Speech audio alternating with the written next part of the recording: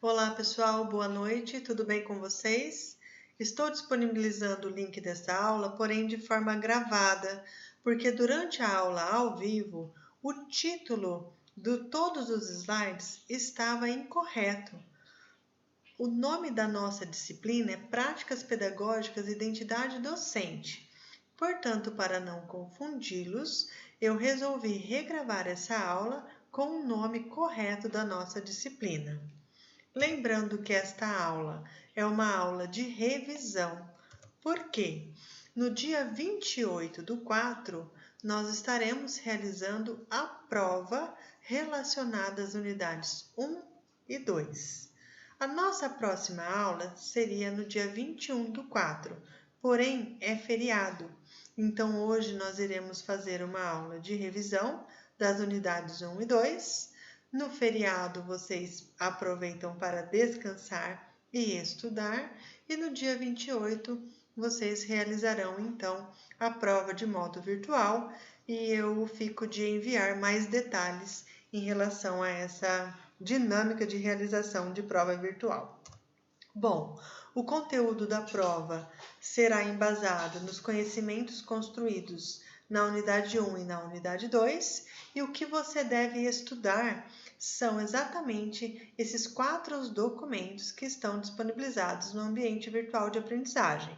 Então, são 3 artigos que foram explorados durante as aulas e um livro, que é o livro de Direito Humano à Educação, na qual também vocês já utilizaram para a realização de uma ou duas atividades parciais aí, que foram solicitadas em aulas anteriores. Esses 4 documentos estarão disponíveis para vocês também em um link específico de conteúdo de prova. Bom, como você deve estudar para esta prova virtual?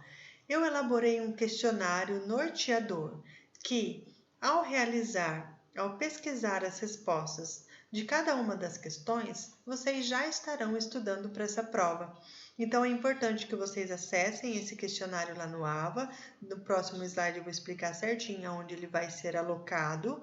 Vocês devem digitar então as respostas de cada uma das perguntas e me enviar esse questionário totalmente respondido até o dia 22/4 por meio de mensagem no ambiente virtual de aprendizagem. Lembro ainda que o envio pontual desse questionário, ou seja, o envio até o dia 22/4, irá acrescentar 300 pontos nas atividades parciais. Já o envio com atraso acrescentará uma pontuação simbólica. Então, é muito importante que vocês, além de enviar o questionário até o dia 22/4, estudem para a prova levando em consideração essas questões que foram elaboradas para o questionário norteador. Todos os conteúdos que vocês precisam acessar para estudar para essa prova oficial 1 estará dentro do link Conteúdo de Estudo para a Prova Oficial 1, que estará na pós-aula da unidade 2. Dentro desse link, eu vou disponibilizar aqueles artigos e o livro e também o questionário para que vocês estudem por meio dele, completem com as respostas e me enviem até o dia 22/4. Bom, como esta é uma aula de revisão, eu vou abordar com vocês, vou discutir com vocês as 10 questões. E assim vocês terão também uma melhor orientação nas respostas, porque como é um questionário que norteia para o estudo da prova, pode ser que vocês fiquem em dúvida se a resposta de vocês estará correta ou não. Então aqui eu vou nortear as respostas para que em seguida vocês possam preencher o questionário de vocês mediante o estudo dos documentos anteriormente mencionados. Então vamos lá? Questão número 1. De acordo com o Tardif 2013, a evolução do ensino não ocorreu de forma linear. Ao contrário, embora seja contínua, apresenta desvios, retrocesso e avanços temporários. Nesse processo evolutivo, o autor cita a concepção de 3 idades do ensino que ainda estão presentes no Brasil. Escreva quais são elas e as suas principais características. Pessoal, Tardif é o autor do artigo A Profissionalização do Ensino, passados 30 anos, 2 passos para frente, 3 passos para trás. Então, cada pergunta ela está relacionada a um artigo daquele citado anteriormente. Então, isso auxilia na hora de buscar a resposta de cada pergunta. Então, olha só, Tardif organiza as idades da seguinte forma, em 3 concepções. Quais são as 3? O ensino na idade da vocação, na idade do ofício e na idade da profissão. Porém, essa questão pede para que vocês também expliquem, cite as principais características. E eu vou então abordar as características de cada idade do ensino para que vocês possam ter um panorama geral e possa organizar as respostas de vocês nessa questão 1. Então, o ensino na idade da vocação acontece na Europa entre os séculos XVI e o século XVIII, no contexto da Reforma Protestante e contra a Reforma Católica. O embasamento do ensino na idade da vocação dá-se por a criação de escolas privadas, ou seja, escolas particulares, são pautadas no conhecimento das igrejas religiosas, sejam protestantes ou católicas, e o ensino nesse período era realizado por homens e mulheres. E o embasamento principal, o pilar de sustentação do ensino na idade da vocação é a profissão de fé. E a profissão de fé, ela está organizada em 2 momentos. O primeiro momento é que o professor exerce essa atividade em tempo integral. É como se fosse uma consagração da sua vida no exercício de ensinar. Então, integralmente, ele está envolvido com isto. Nesta idade de ensino, chamada vocação, também ocorre a criação de pequenas comunidades para, então, o ensino das escrituras sagradas, suas crenças, mediante os ensinamentos da Igreja Católica. O segundo momento é o de expressar a sua fé tornando-a pública. Então, o professor, ele torna pública a sua fé a modo de transmitir segurança à sociedade de que ele é uma pessoa que conhece as Escrituras, que está envolvido com a Igreja e tem a capacidade, então, de ensinar por meio das Escrituras e a Escritura. O professor, nesta idade de ensino, chamado vocação, precisa ter uma conduta moral, ele precisa ser uma pessoa de caráter e precisa exercer a sua profissão de forma religiosa. Ele precisa tornar pública a sua fé de modo a não somente pelas palavras, mas também pelas suas atitudes. E como o ensino na idade da vocação tem como seu principal pilar de sustentação a profissão de fé, nós carregamos heranças deste período. Para vocês terem uma ideia, ainda hoje em muitos países, o ensino, principalmente o ensino particular, o ensino privado, ele continua entregue às comunidades religiosas. Por isso que hoje nós temos escolas adventistas, escolas católicas, como por exemplo os Irmãos Marista, e outras instituições que se dizem então escolas cristãs, evangélicas ou outras religiões. Herança do ensino na idade da vocação. Bom, o que é a vocação? Nós precisamos entender o sentido dessa palavra, o significado dessa palavra. E a vocação é esse movimento interior, essa força subjetiva pelo qual nos sentimos chamados a cumprir uma missão. Então, ensinar, professar a sua fé junto às crianças. Então, quem estava exercendo esta função era por conta da vocação. Quem que nunca ouviu falar, né? Eu sou professora por vocação, eu sou médico por vocação, ou outra profissão diante da atuação por conta desse chamado muitas vezes até colocado como um chamado divino de cumprir a missão no ensino de uma profissão ou no ensino de um conhecimento, de uma área de conhecimento específica. Então, o ensino neste período, dado pela idade da vocação, é pautado nesse movimento subjetivo, nesse sentimento de cumprir essa missão. E como que se tornava professor nesse período? Bom, como o ensino é considerado como uma vocação, a pessoa precisava sinalizar esse chamado e precisava entender que Deus está na centralidade deste ensino. Então, o ensino das Escrituras acontecia verdadeiramente para atingir a alma da criança, para atingir o coração da criança e para que ela entendesse esse ensino, compreendesse esses ensinamentos, recebesse essa profissão de fé, também por meio do ensino da moralidade e para que elas permaneçam também nessa fé durante a vida. Então, tinha um ensino de ler e escrever? Sim, mas era um ensino subordinado ao ensino das Escrituras. As virtudes eram ensinadas por meio das Escrituras. As Escrituras sagradas eram utilizadas para serem ensinadas e para serem ensinadas por meio delas. E como que se ensinava? Qual que era a pedagogia, a metodologia de ensino que marca esse período? Bom, a pedagogia era do caráter do professor, então dependia de sua personalidade, do seu temperamento.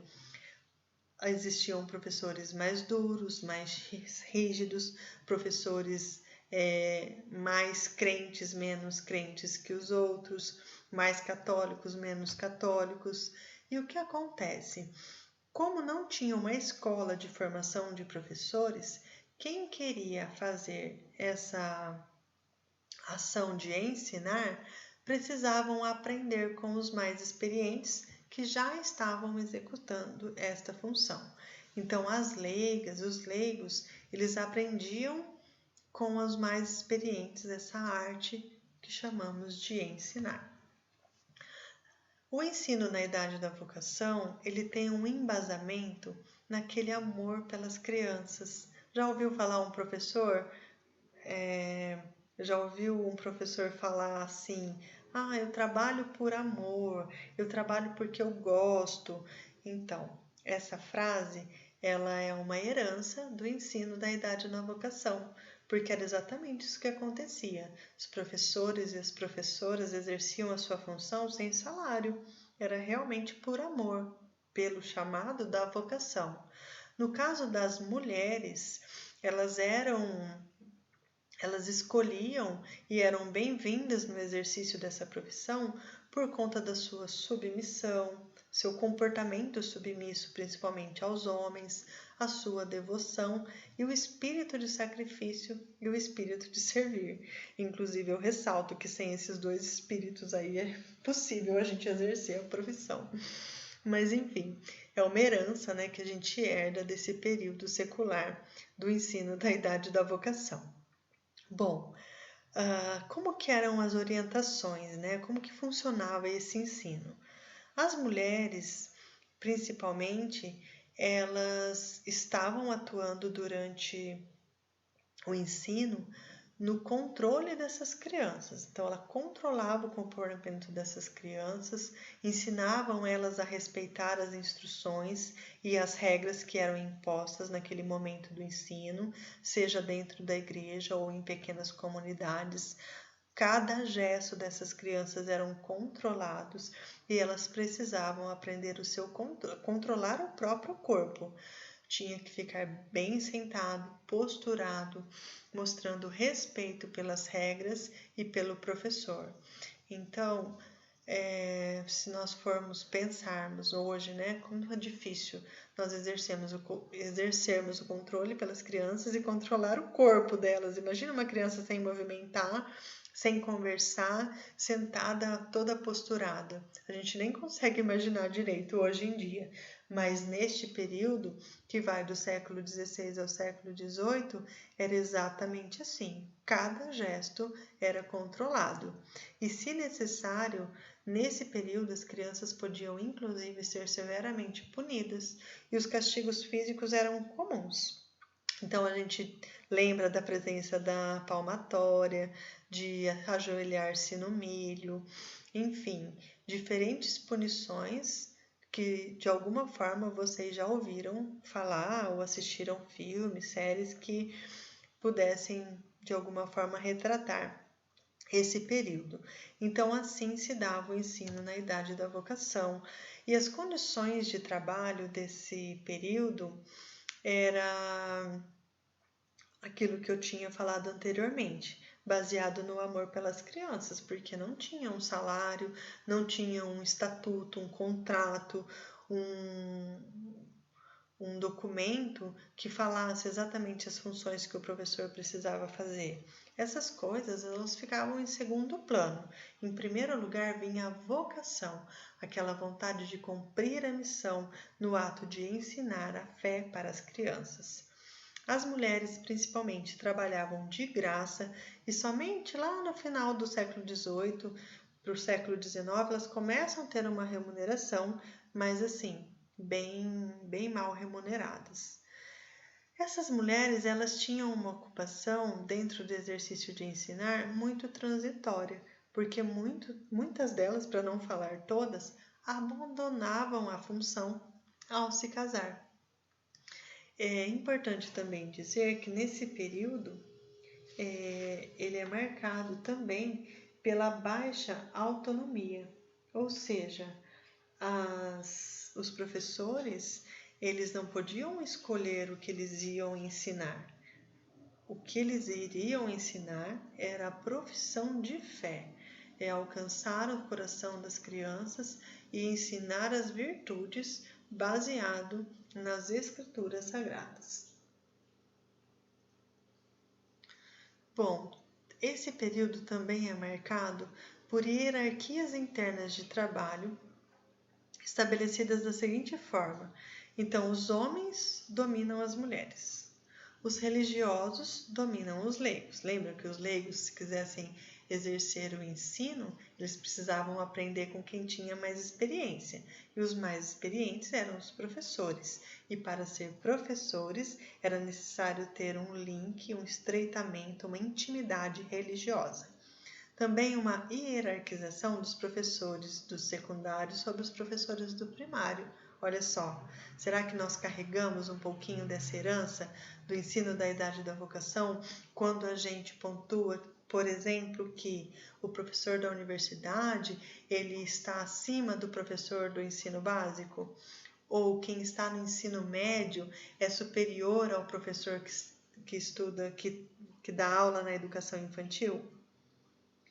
Esse olhar, ele é uma herança do ensino da idade da vocação por conta dessa organização hierárquica presente neste período. Bom, olha aí as heranças do ensino da idade da vocação. Então, nós temos um impacto profundo e duradouro sobre as demais concepções de ensino. Então, as próximas idades, elas carregam, né, a herança deste primeiro momento do ensino citado por Tardif em seu artigo publicado em 2013. Também temos que por todo o mundo ainda há mulheres que se tornam professoras por vocação, sim, é uma verdade, e a professora deve ser um modelo a ser seguido. Então não podia ser qualquer mulher.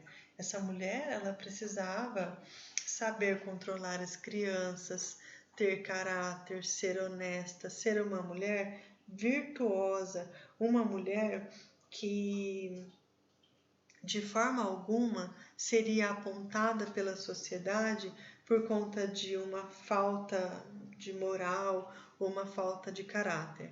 A professora, como deve ser um modelo a seguido, inevitavelmente, indiscutivelmente, tinha que ser uma mulher íntegra.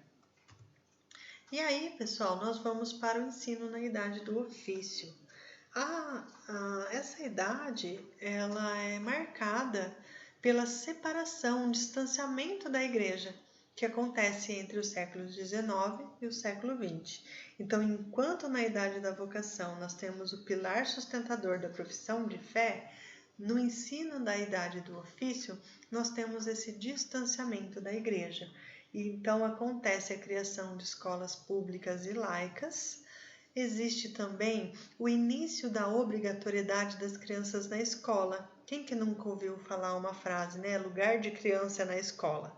Começou aqui essa história porque o Estado começou a assumir a responsabilidade pelo ensino. Então, o ensino era integrado a essas estruturas estatais. E também temos a transição do ensino da idade da vocação para o ensino da idade do ofício. Aí sim podemos falar em contrato e salário.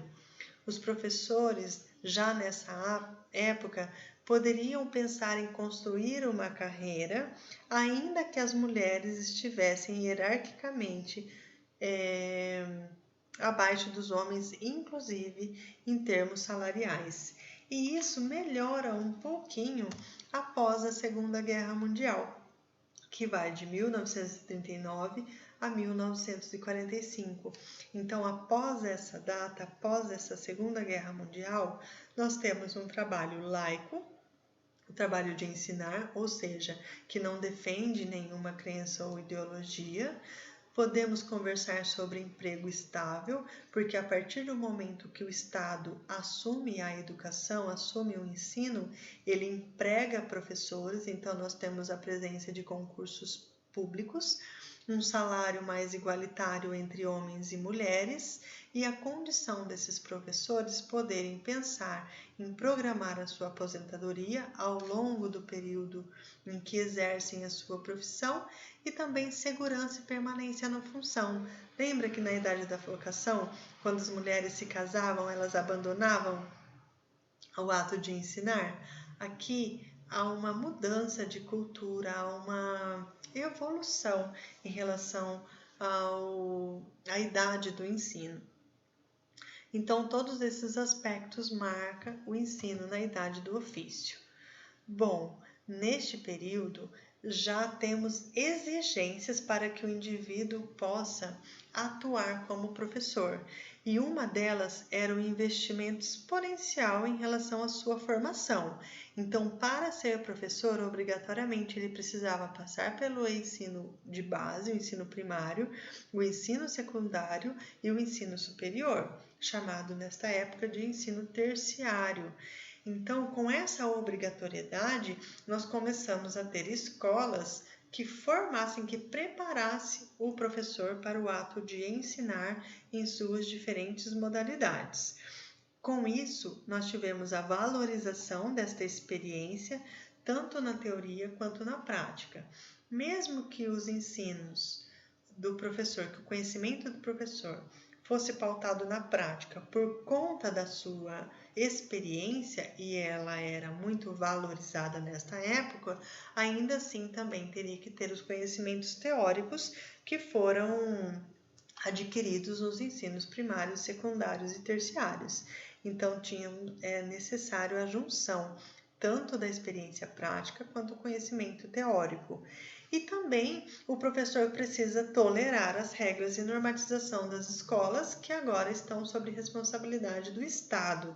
Então, o professor não pode chegar na escola e fazer o próprio horário, ou ensinar somente aquilo que ele acredita ser importante. Embora ele ainda tivesse autonomia em relação aos processos de ensino e ao conteúdo, essa tolerância precisa existir no profissional. O ensino na idade do ofício ele atinge o ápice após a Segunda Guerra, então após 1945, como parte da democratização escolar. E essa democratização escolar ela se dá por conta de um ensino que está sob responsabilidade do Estado, que promove uma autonomia pedagógica. Então, agora o professor ele pode escolher conteúdos que ele acha relevantes para levar para a escola. O modo com que ele vai ensinar isso já depende muito da sua característica como indivíduo, dos seus valores morais, éticos, sociais. Há também uma proteção contra esses controles externos, tanto controles religiosos, políticos, sociais. Há uma relação de confiança entre o professor e o Estado, então o Estado confia naquilo que o professor está ministrando dentro da sala de aula, e ainda temos a presença nesse professor do espírito de sacrifício, espírito de servir, que é aquela condição de que o professor trabalha fora daquele horário delimitado, ele excede suas ações quando percebe que um aluno ou outro precisa de um auxílio a mais, enfim, heranças do ensino na idade da vocação. E nos dias de hoje, como que acontece a idade do ofício? Vamos lá para o nosso continente. Nós temos, então, a idade do ofício presente no nosso continente, porque existe essa separação entre Estado e Igreja, existe essa separação entre público e privado, mas ela é inacabada em várias sociedades. Nós ainda temos esses links de igreja com escola, de público e privado. Nós temos essa separação também, o conhecimento de que o público é ruim e o privado é bom, que é uma utopia, nem sempre funciona assim. Temos também a privatização de escolas, então a maioria das escolas que nós temos hoje são a nível primário, né? A nível, por exemplo, de educação infantil, são escolas particulares, e isso causa um grande impacto nas crises econômicas e também nas crises políticas. Bom, a idade do ofício, ela continua em seu curso, não é porque nós já estamos em outros séculos que ela não se faz presente. Como dito, lá no ensino da idade da vocação, a gente carrega heranças, e as próximas concepções, elas são derivadas dessas idades anteriores. Então, a gente arrasta alguns comportamentos, algumas culturas de idades anteriores. E a pergunta é, será que atingimos no Brasil a idade do ofício? Será que nós temos esta realidade totalmente solidificada no Brasil? Ou será que nós ainda estamos caminhando em direção à evolução em tantas questões presentes hoje na escola, quando a gente fala do professor, do ensino, da educação e tudo mais? E aí, pessoal, nós chegamos no ensino na idade da profissão. O ensino na idade da profissão, ela acontece a partir do século XX, nessa transição do século XIX para o século XX. E antes de nós falarmos das características dessa idade, nós precisamos entender como que o Tardif apresenta no artigo o que é uma profissão. O que uma área de conhecimento precisa ter para se tornar de fato uma profissão. Então, ele cita aqui, primeiramente, essa área precisa ter base de conhecimentos científicos, ou seja, ela precisa ser adquirida através de uma formação universitária de alto nível intelectual, que exige atualizações frequentes, que incorporam resultados de pesquisas, tanto na prática quanto na teoria. O segundo tópico para que uma área de conhecimento se torne uma profissão é a ética profissional orientada para o respeito aos clientes. Então, essa questão é para defender o público dessa área de conhecimento e não os profissionais dessa área, como ocorre, por exemplo, com os sindicatos. Então, ela é composta exclusivamente por profissionais, e essa corporação exerce a sua atividade disciplinar com base no mecanismo do julgamento entre os pares. Por exemplo, um médico é avaliado por outros médicos. Bom, a terceira característica é que essa área de conhecimento precisa ter a presença de uma corporação profissional reconhecida pelo Estado e que defende os direitos públicos. Então, é voltada para grandes valores educacionais humanistas, no entanto, concentra-se em atos profissionais específicos. Então, ela corresponde, por exemplo, ao código deontológico. É necessário que haja um conselho dessa área de conhecimento para estabelecer diretrizes e um código de ética, por exemplo, para essa área de conhecimento. Quarta característica, a área de conhecimento precisa ter autonomia do profissional reconhecido jurídica e socialmente. Essa autonomia ela está relacionada com a questão de que o profissional é o melhor para aquela tomada de decisão. Então, ele tem esse reconhecimento para ser chamado e dar a sua voz de responsabilidade diante daquela situação, diante daquela tomada de decisão que precisa ser realizada dentro dessa área de conhecimento. E o quinto aspecto que precisa ser cumprido é a responsabilidade profissional. Ou seja, o profissional ele precisa assumir os seus erros. Como ele é responsável pela sua atividade, como ele responde pelas suas ações, se caso ocorrer alguma questão, algum imbróglio, esse profissional ele pode ser avaliado por essa corporação e também acusado de um erro profissional. Afinal de contas, ele é responsável por sua atividade e, sobretudo, pelas medidas que ele toma. A partir do conhecimento, da visão de que a profissão precisa ter esses aspectos para existir, aí sim a gente pode explorar as características do ensino na idade da profissão. Então, neste período, nós temos o crescimento do grupo de especialistas, que inclusive compõe essas corporações, esses conselhos de éticas para que a profissão de fato seja oficializada, e esse grupo de especialistas, eles controlam o conhecimento teórico e prático necessário às inovações, decisões, planificações de mudanças sociais, gestão do conhecimento econômico e tecnológico. Ou seja, para a formação de professores, é necessário que um grupo de especialistas que estão dentro das universidades organizem quais são os conhecimentos teóricos e práticos que o professor precisa para a sua atuação na sua prática profissional. Temos também um grande desenvolvimento das universidades que estão direcionadas para a formação de profissionais com prática baseada na ciência.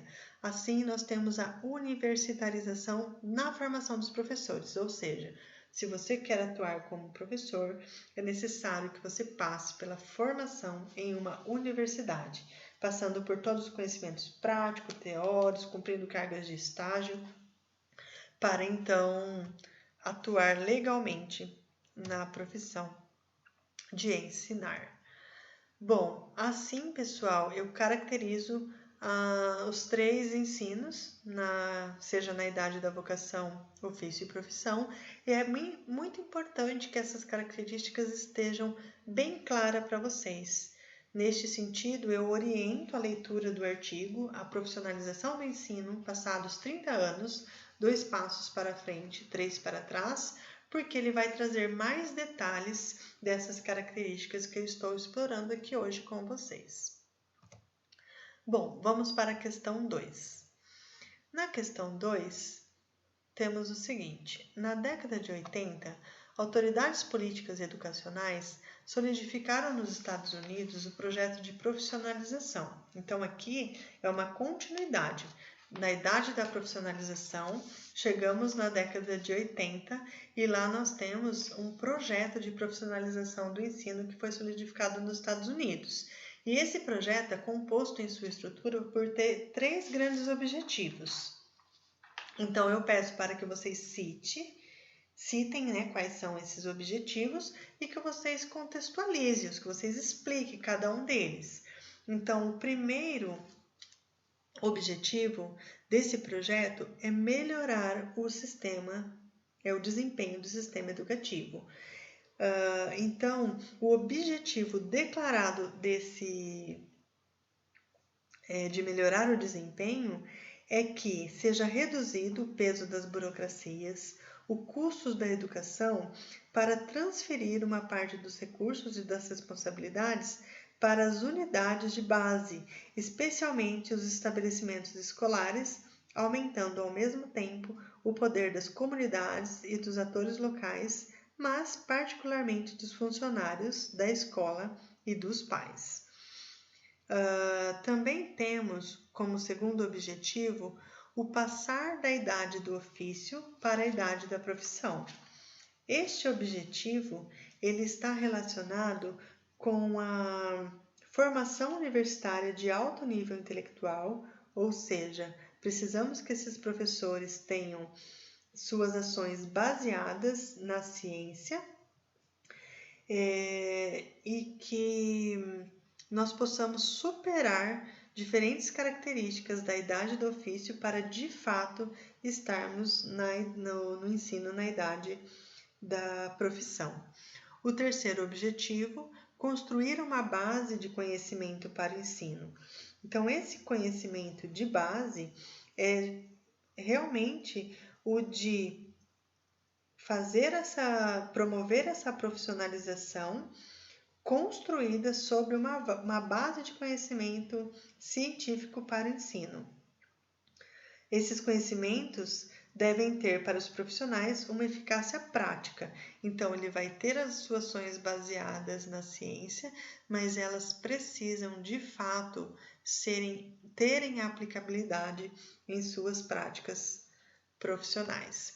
Então, desta forma, você consegue citar esses 3 grandes objetivos. Eles estão mais claramente elucidados na página 560, 561 e 562 do artigo de Tardif. Então, solicito que vocês deem uma lida para consolidar de fato o conhecimento em relação à contextualização desses 3 objetivos. Vamos para a questão número 3, ainda no mesmo artigo. A New Public Management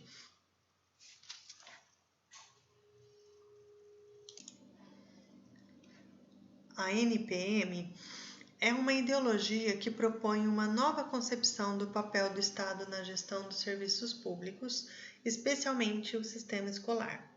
Ela defende a transformação da educação pública em um quase mercado escolar regido pela concorrência entre instituições, assim como uma gestão baseada em resultados, o GAR. Explique como seria essa gestão. Então, a partir do momento que se enxerga concorrência entre instituições, então uma escola querendo ser melhor que a outra, uma escola querendo aprovar mais alunos no vestibular do que as outras, então deu-se que existe uma gestão baseada em resultados. E essa gestão baseada em resultados ela é explicada da seguinte forma. Olha lá, eu coloquei 4 aspectos aqui que depois vocês podem explorar mais nas respostas lá nos seus questionários individuais. Em vez de gerir os serviços públicos no início pela imposição de regras e procedimentos previamente estabelecidos por uma autoridade legítima, trata-se de conceder às instituições escolares e os professores uma maior autonomia e avaliar os resultados mensurando-os. Então, agora, nós temos um controle sobre aquilo que é realizado na escola. E esse controle dá-se por conta da mensuração desses resultados. Então, quantos alunos foram aprovados? Quantos alunos têm tal média? Quantos alunos foram aprovados no vestibular? Quantos alunos adentraram a universidade? Quantos evadiram? Quantos deixaram de concluir o ensino primário, o ensino secundário, na idade considerada normal? Então, começa-se a organizar e fazer uma gestão escolar baseadas nos resultados que eles estão promovendo. Bom, a autonomia profissional concebida pela GAR é um sinônimo de obrigação em mostrar resultados, então o professor precisa mediar as suas ações, os seus métodos de ensino, os seus conteúdos, para mostrar bons resultados, até porque os professores são responsáveis pelos seus atos, até porque agora esta ação de fato é uma profissão, e que essa gestão baseada em resultados, ela também pauta a questão do sucesso do aluno, porque o sucesso do aluno, ele fica dependente do bom trabalho do professor, e isso precisa ser mensurado. Então, é nessa época, nesse contexto, que as provas, os provões para medir qualidade do ensino começam a ser aplicadas nas escolas. Então, prova Paraná, que hoje nós temos, lógico que não, em séculos anteriores não tinha esse nome, né? O ENAD, diferentes provas, para quê? Exatamente para ver que resultado estamos tendo em relação ao ensino, em relação àquilo que é ensinado, ao modo como é ensinado e todos os outros aspectos que envolvem as questões escolares. Esta questão vocês podem fazer a leitura desta gestão baseada em resultados. Deixa eu só nortear vocês aqui no artigo de Tardif, na página 564. Lá ele começa a contextualizar sobre a profissão docente, sobre o controle, que é esse New Public Management, e então vocês conseguem organizar melhor as ideias. Aqui é só um resumão daquilo que vocês precisam entender e compreender para fazer uma boa prova. Quarta questão. O princípio da democratização escolar é o seguinte: todos os alunos são iguais perante a escola. Por que esse princípio não condiz com a realidade? Explique. Pessoal, aqui nós temos lá no final do artigo de Tardif este princípio da democratização. Então, ele cita que todos os alunos são iguais perante a escola. Então, esse princípio, se nós formos explorar, se nós formos contextualizar, nós vamos ver que, embora todos os alunos, à luz da lei, são iguais perante a escola, esse princípio está muito longe de condizer com a realidade. Por quê? Porque nossos alunos não possuem classes sociais iguais.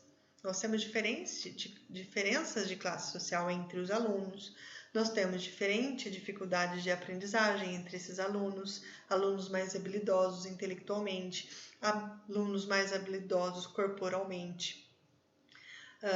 Nós temos alunos com diferentes estruturas familiares, então alunos que possuem uma estrutura familiar organizada, outros nem tanto, outros são criados não são pelos pais, porque esses foram perdidos pela droga, ou são criados pelos avós que também têm problema com alcoolismo, ou algum responsável que não tenha nem, inclusive, um vínculo parental.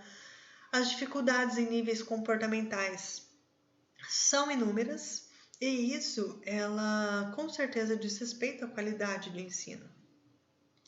Então, como que nós podemos afirmar que na realidade, perante a escola, todos os alunos são iguais? Nós iremos fechar os nossos olhos enquanto professores para todas essas diferenças que permeiam e que nos fazem enxergar de fato a heterogeneidade dos nossos alunos dentro da nossa sala? Então, mediante esses aspectos, explique o porquê esta frase não condiz com a realidade. Explique com suas palavras, leia o texto para ter um melhor esclarecimento sobre essas questões e para que você tenha segurança na resposta dessa questão. Questão número 5, ainda baseado no artigo de Tardif, peço para você citar os 4 saberes importantes que sustentam os conhecimentos dos professores. Então, quais são esses saberes? É a prática e teoria no embasamento das suas ações, inclusive com uma base, com embasamento, com um enfoque maior na prática. Então, aqueles professores mais experientes, que possuem não tanto o conhecimento teórico, mas que sejam enraizados em suas experiências como professores, tá? Então, mais do que no conhecimento teórico. Não que nós vamos negar a questão do conhecimento teórico, mas nesse pilar de sustentação do conhecimento dos professores, há uma ênfase muito grande na prática, aquilo que de fato está relacionado com o trabalho real do professor, naquilo que os professores de fato fazem.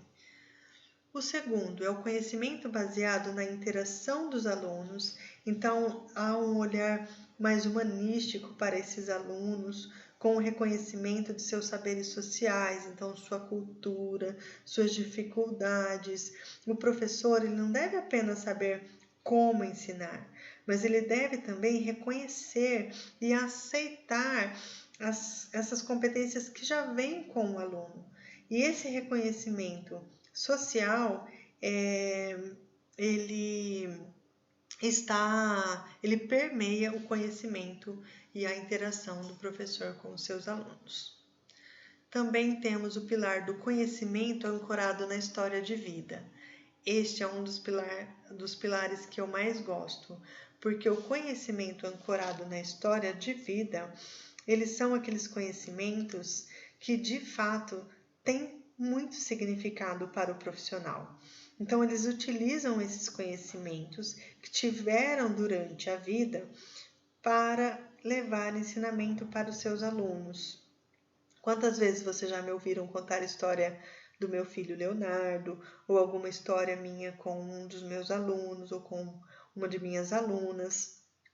Então, essas experiências práticas, esses conhecimentos ancorados na história de vida, eles sustentam o conhecimento dos professores. Por que lá em outras aulas eu pedi para que vocês registrassem no diário de campo o motivo pelo qual vocês escolheram estar aqui na formação de professores? Quando foi que vocês escolheram ser professores? Vocês serão professores somente após a aquisição do seu diploma de curso superior? Ou será que você já está treinando essas ações que permeiam a atuação do ensino durante a história de vida de vocês?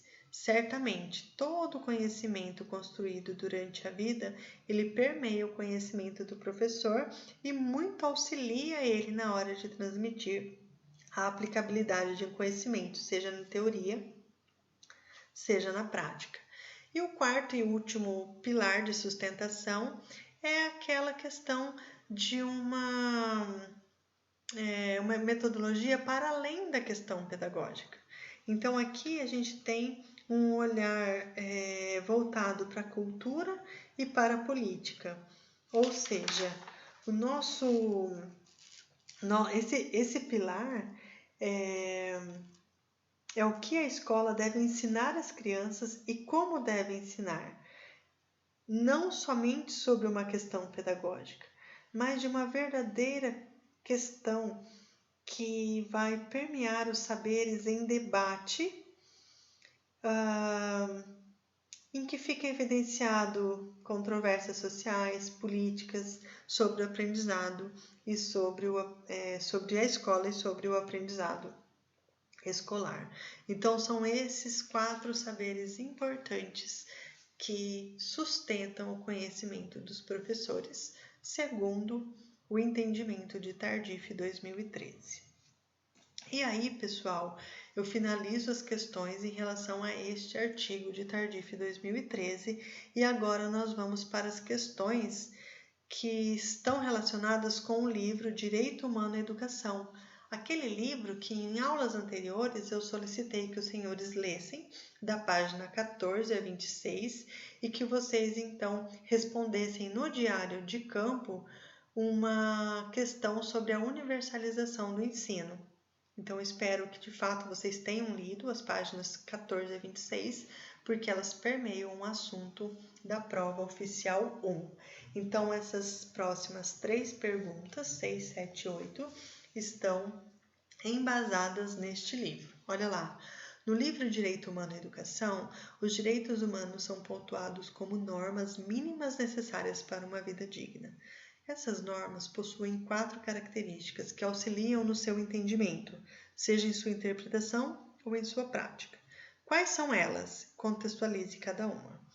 Então, nós temos aqui registrados lá nesse livro, nessas páginas que está na página 16, na página 17, ó, coloquei até aqui para vocês irem direto lá no ponto da resposta. Então, essas normas, a primeira é a norma da universalidade.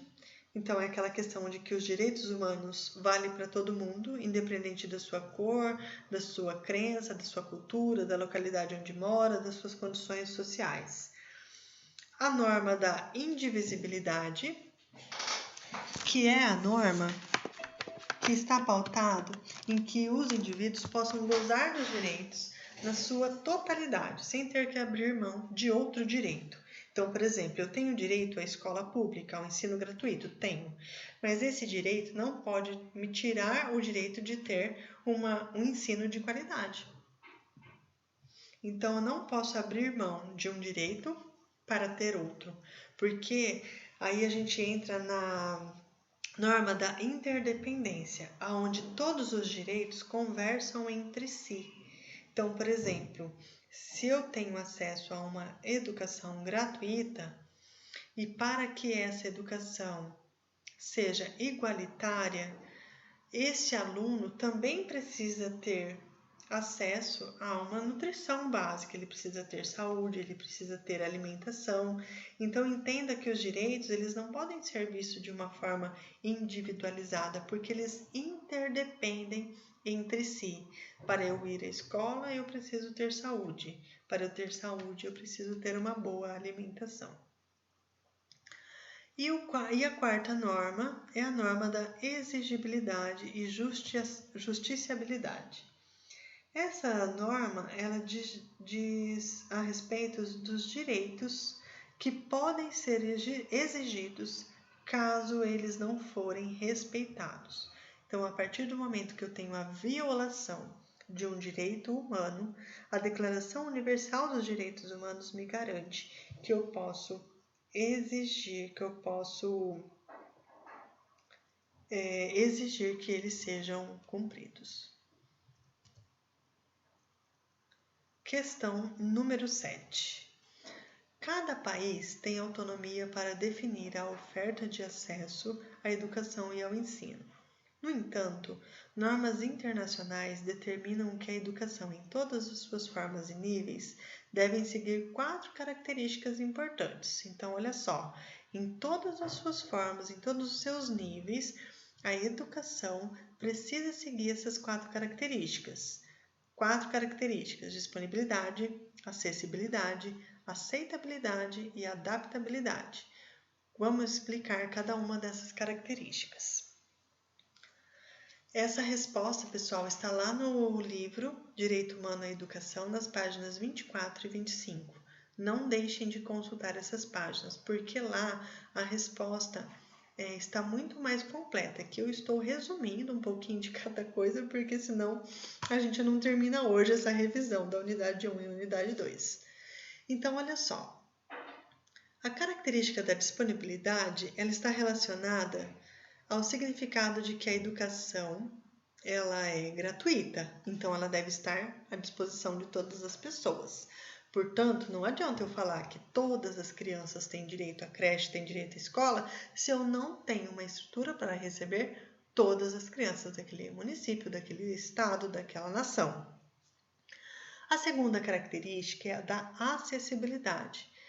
Essa característica ela garante o acesso à educação pública disponível sem qualquer tipo de discriminação. Então, eu não posso ter uma escola que só aceita brancos ou uma escola que só aceita brancos e amarelos. Não, essa escola precisa aceitar o gordinho, o magrinho, o riquinho, o pobrinho, o mais habilidoso, o menos habilidoso, enfim, independente de qualquer característica, essa escola precisa estar disponível e apta para garantir o acesso à educação pública sem qualquer tipo de discriminação.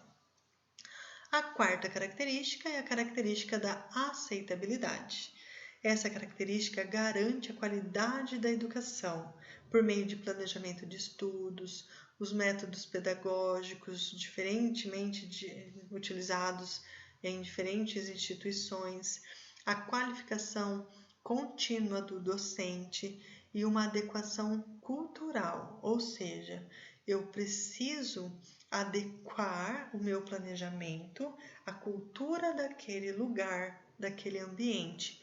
Não que eu não vá propiciar que esses alunos conheçam diferentes culturas de diferentes continentes e regiões do mundo, mas eu preciso garantir a qualidade da educação, promovendo uma adequação cultural para que o ensino não esteja fora da realidade daquela escola onde está, dessa escola, tá? Quarta característica é a adaptabilidade, muito relacionada com esta terceira, que requer que a escola se adapte ao seu grupo de estudantes. Então, eu preciso ter uma escola condizente com a realidade dos meus alunos, com suas culturas, religião e costume.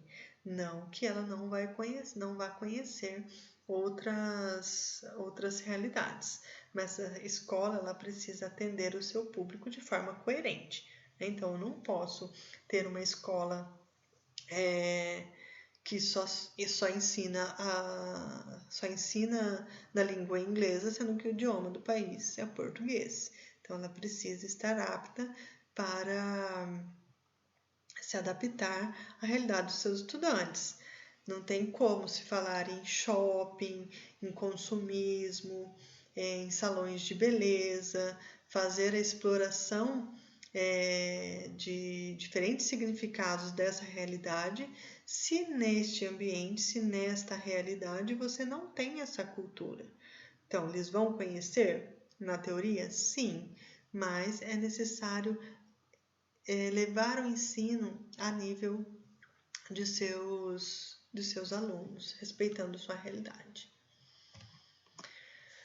Questão 8. Dimensões do direito humano à educação chamam a atenção para como ele deve ser exercido, pois não há sentido em falar sobre direito à educação se outros direitos humanos são violados na escola.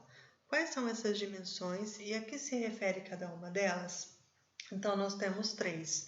A dimensão do direito humano à educação, direitos humanos na educação e educação em direitos humanos. Vou começar de baixo para cima aqui, pessoal. Ó. A educação em direitos humanos é de que eles devem fazer parte do processo educativo das escolas.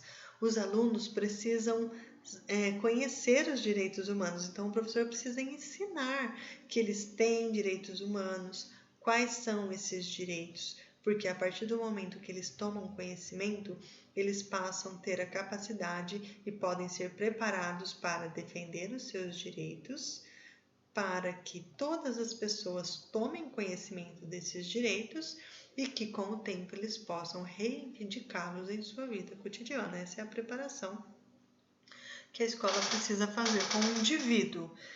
Temos o direito humanos na educação, é aquele que não se pode permitir, por exemplo, que a creche ou a escola ou seus conteúdos e materiais didáticos reforcem preconceitos.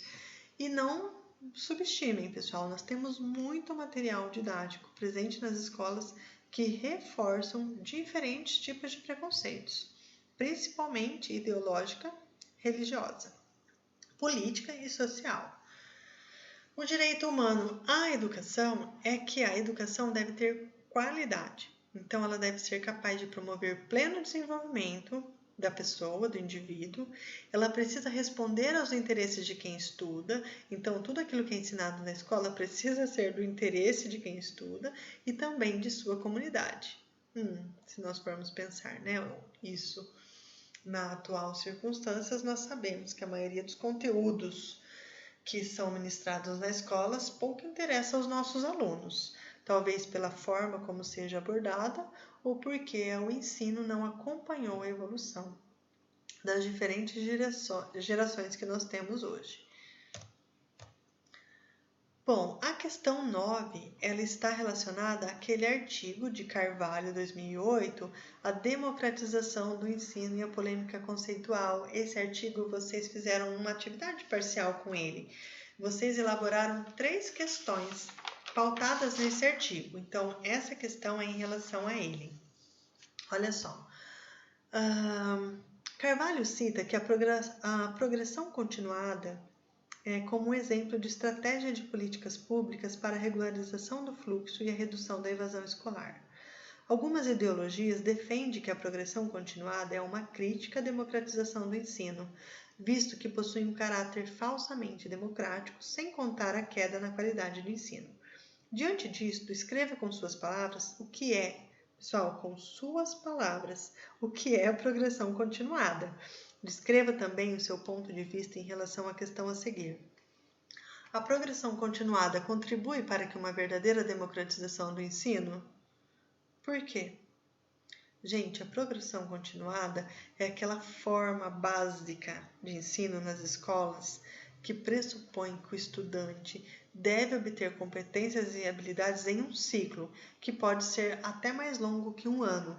E neste sistema, nesta forma, nessa progressão, não está prevista a reprovação do aluno, mas a recuperação por aulas de reforço. Então, independente da média que ele alcançou, ele vai fazer aulas de reforço caso ele não esteja dentro da média, e essas aulas de reforço, teoricamente, vai possibilitar que o aluno atinja a média mínima para aprovação, ou seja, ele não reprova, ele passa de série em série sem a reprovação. E mediante esse conceito, eu quero que você me responda. Você acha que essa forma de ensino, ela contribui para a democratização do ensino? Ela contribui, mas ela compromete a qualidade? Por que você acha isso? Porque hoje nós vemos a quantidade de analfabetos funcionais que nós temos dentro e fora das universidades, dentro e fora das indústrias. Qual a sua visão sobre isso? Então, contextualize. Não vá me responder isso com apenas uma palavra. Eu quero parágrafo, eu quero que vocês coloquem aí o cérebro para funcionar e, de fato, defendam aquilo que vocês realmente pensam. E aí, pessoal, nós vamos para a questão 10, que é a última, que está baseada no artigo que nós exploramos na aula passada. O artigo Dever de Casa, Espelho de Desigualdades Educacionais e Sociais, da Rezende, que publicou em 2012. Então, olha só. A prescrição de atividades escolares a serem realizadas fora da escola, conhecidas como dever de casa, é uma tradição já incorporada na cultura escolar. Responsável por criar vínculos da escola com a família, Rezende associou o dever de casa como espelho de desigualdades educacionais e sociais com a seguinte frase: se o dever de casa é favorecedor do desempenho escolar e o acompanhamento parental a ele é visto como um dos fatores de sua eficácia, objetivamente isso coloca as famílias em posições desiguais diante da escola.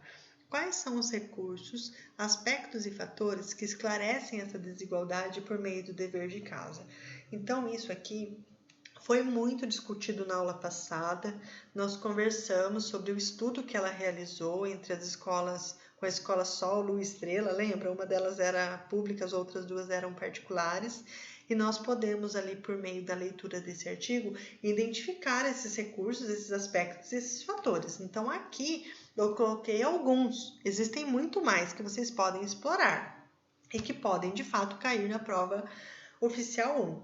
Então, por exemplo, material de apoio esclarece? Sim, pessoal, mas qual material de apoio? Então, a gente já sabe que as famílias não têm os mesmos materiais de apoio para auxiliar os filhos no dever de casa. Então, é o acesso às revistas, jornais, livros, dicionários, enciclopédias, ou seja, materiais que vai auxiliar o aluno em seu ambiente familiar a realizar o seu dever de casa. Temos também a questão da estrutura familiar, que não são as mesmas para todos os alunos, e vocês precisam contextualizar isso. No que elas não são iguais? No que elas se distanciam em sua realidade? O nível do estudo dos responsáveis tem um impacto muito grande, tá? Na elaboração de um dever de casa. Nós vimos no estudo que os pais dos filhos que estão em escolas particulares possuem um nível de estudo muito maior do que o nível de estudo dos pais que têm os filhos em escolas públicas. Então, há uma porcentagem de pais com ensino superior muito maior nesse tipo, no ensino privado. Temos também que o acesso à internet não é igual a todos, muitos não têm, muitos têm. Muitos têm o notebook, o computador, mas não têm o acesso. E aí eu incluí aqui também, por minha responsabilidade, não está no artigo, mas que vocês também podem explorar outros recursos se vocês enxergarem, né? Se vocês conseguirem visualizar essa realidade, eu coloquei as múltiplas responsabilidades. Então é aquele aluno que ele nunca faz dever de casa. Ele não leva o dever de casa uma vez ou outra e quando faz é mal feito.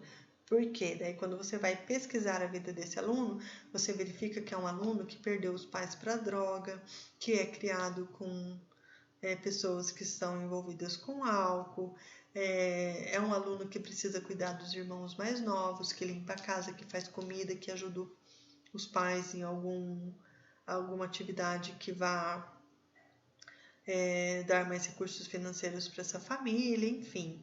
Então eu coloquei esse fator porque em muito ele significa para mim, até porque a gente precisa ter esse olhar. Se esse aluno não está fazendo tarefa de casa, será que é só porque ele não quer?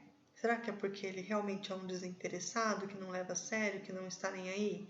Então a gente precisa ampliar esse olhar e verificar de fato o que está acontecendo e adequar as nossas ações à realidade do aluno. Até porque isso na teoria é muito lindo, mas na prática é muito mais difícil e a gente precisa se preparar para essas diferentes situações.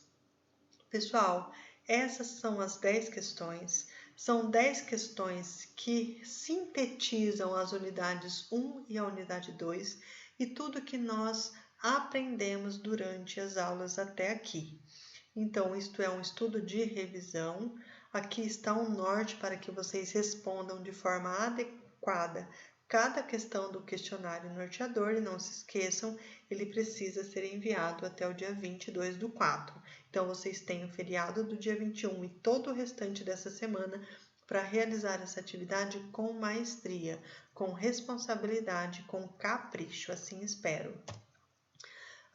Nós tiramos dúvidas, conversamos um pouquinho, né, sobre a prova, sobre como ela irá ser realizada. Eu fiquei de encaminhar mais detalhes para vocês.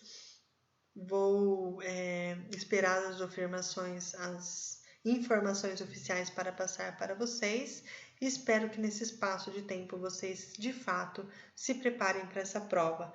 Lembrando que nós estaremos juntos e que essa prova não será realizada para desmotivá-los, muito pelo contrário, é para que vocês testem o conhecimento de vocês e para que de fato vocês se sintam seguros para prosseguirmos para o próximo, para concluirmos, né, para irmos em direção ao final desse semestre tão diferente que nós estamos vivendo no atual contexto. Pessoal, bom estudo para vocês. Um bom feriado a todos. Se cuidem. Fiquem com Deus. Estou com saudades. Até mais.